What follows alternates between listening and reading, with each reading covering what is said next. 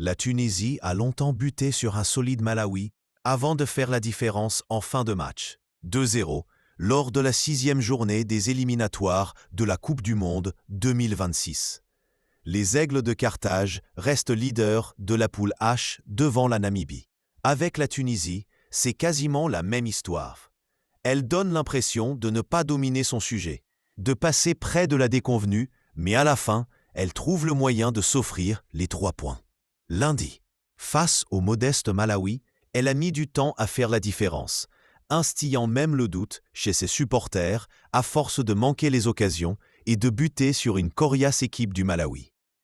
Car les Flammes, malgré leur 4e place et leur défaite récente devant la Namibie 0-1 lors de la 5e journée, ne sont pas venus en victimes expiatoires sur la pelouse d'Oradès. Solide, sans complexe, le Malawi a bousculé la Tunisie et avec plus de réalisme et d'efficacité, les hommes de Callisto Passoua auraient mérité mieux.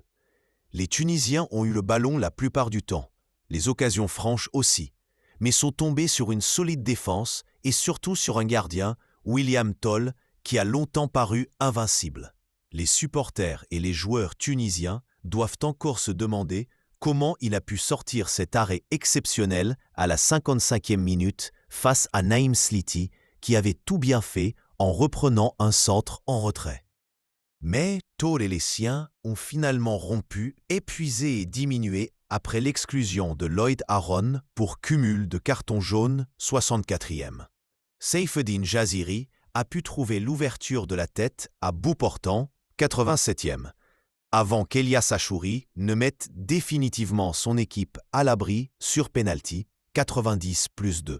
La Tunisie garde la tête de la poule H avec 4 points d'avance sur la Namibie qui ne la lâche pas. Mais à 4 journées de la fin des éliminatoires, il n'y a peut-être pas lieu de s'inquiéter pour une Tunisie rompue à sortir indemne des éliminatoires, quelle que soit la compétition.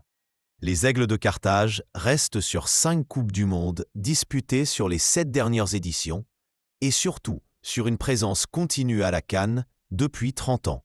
Et le match contre le Malawi ne pourra que les conforter dans leur certitude.